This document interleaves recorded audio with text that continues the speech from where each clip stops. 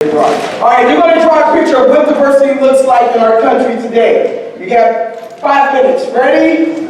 What diversity looks like in our country today. Ready? Go. You now have 4 minutes. Come on, cheer on, cheer on. You got 3 minutes. You got 3 minutes. You got 3 minutes. You're down to 2 minutes. Let's do a countdown. 10, 9, 10, 7, 6, 5, 4, 3, 2, 1. Markers down, markers down. Step away, step away. Hold your paper up. Take a look, everyone. Show everyone on this side. Show everyone on this side. Show the people on this side. Over here, sure. All right, in the middle. Let's get the people to your, awesome. Okay, here's the tough part. Explain it, move back, brothers. Y'all talk with me too, so move back. What's this picture all about? Well, thank you for giving me the mic. Okay, so pretty much what we have here is a lot of different faces of different races. And a lot of different backgrounds. So he's blue, but he's supposed to be black. Colored, people of color.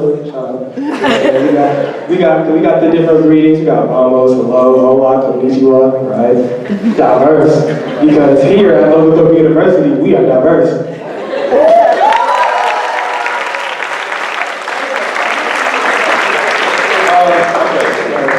You know, we got a man here wearing a dress and boots because he's comfortable with himself. You know, Jaden Smith, like, and you know, he's not on the judge, but you know, he's like, no genders, you know.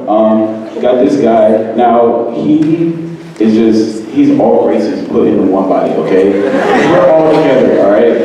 This guy, that's his yarmulke. That's not hair, that's his yarmulke.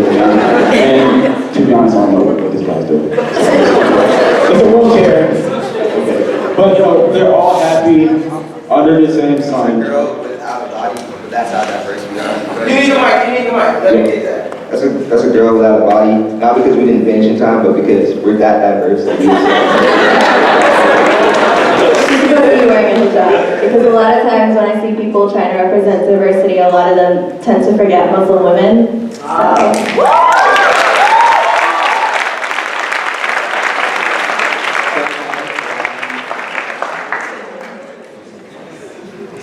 Okay, so we drew a world and we have a lot of different people on it. We have people with curly hair, no hair, one eye, dark-looking people, I don't know, some weird things on here.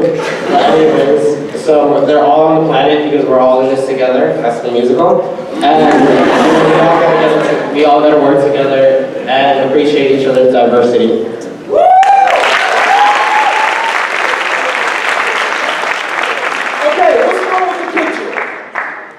Let's get real. What's wrong with the picture? What's wrong with the picture? It doesn't actually happen. What's wrong with the picture? It's all the same color. It's all the same color. What's wrong with the picture? Yes. All right, multiple genders or no gender? Yes. That's not how society sees diversity. Ah, that's not what? That's not how society sees diversity. Whoa. Is this real? No. But y'all applauded. Y'all was excited and they did their very best. But is this a wish list or reality? Wish list. All right, so what's the reality? I was in Cincinnati, Ohio. I'm from Ohio. Anybody from Ohio? All right, so I was in Cincinnati, right? And I got on the elevator, and I got on the elevator with 2 white women, older women. And we got on the elevator, and they were going to the 3rd floor. I was going to the 8th floor. So as we got on and the doors began to close, they started in a small conversation. Once the doors were closed, buttons are pushed, we're headed up. One lady reminds the other lady that, oh, you forgot to speak to such and such in the lobby. She's like, oh, you're right. I'll just go back down. So we get to the 3rd floor. The lady that reminded the other began to get off the elevator. And she stops. And she turns around and she says, "Do you want me to take your purse?" The lady said, after a brief pause, she said, "No, I'm gonna ride up with this gentleman and then I'll go back down to the lobby." Now, for a brief moment, I just sat there. Because I think genuinely, she was looking out for her friend. But I don't think she even cared or thought about this statement may be offensive to him. "Do you want me to take your purse?" So when we ask and we talk about diversity, there's something else underneath that we're dealing with that we really don't want to be honest with ourselves and have this conversation about. And that is bias.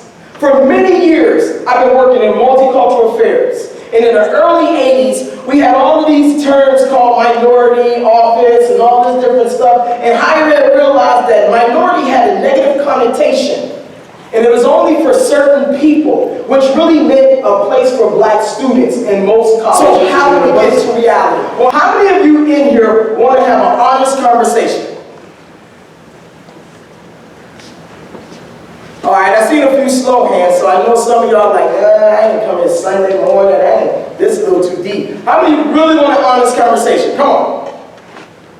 Excellent, excellent. So between 1 to 10, 1 being easy, 10 being very difficult, where do you want to go?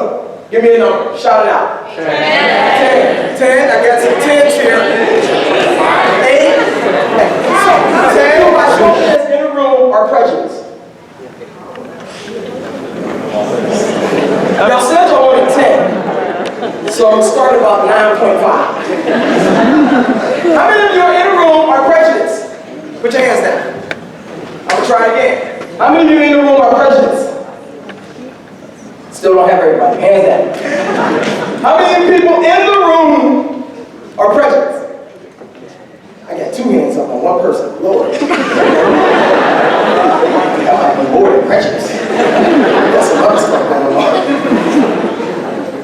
So we admit that we're prejudiced.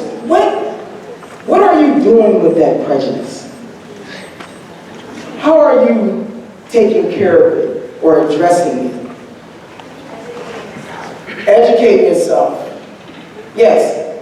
Stepping out of your comfort zones and exploring what you're prejudiced about.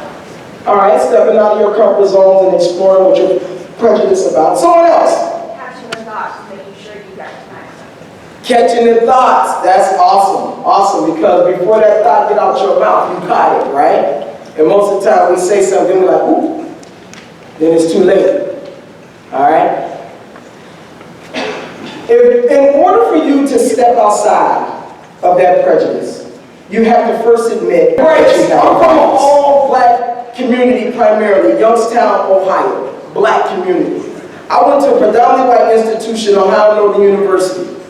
At this institution, I learned, because it was 35 black students and about 2,500 students, I learned right away that I was in something very, very, very different. Because it wasn't in the city, it was in rural Iowa, Ada, Ohio.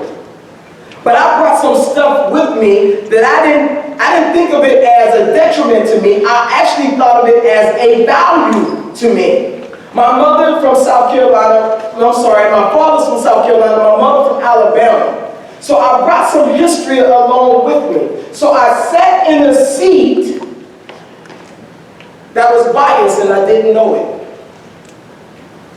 Which also means that if I sat in a seat that was biased, there was someone else from somewhere else who also sat in a seat that was biased.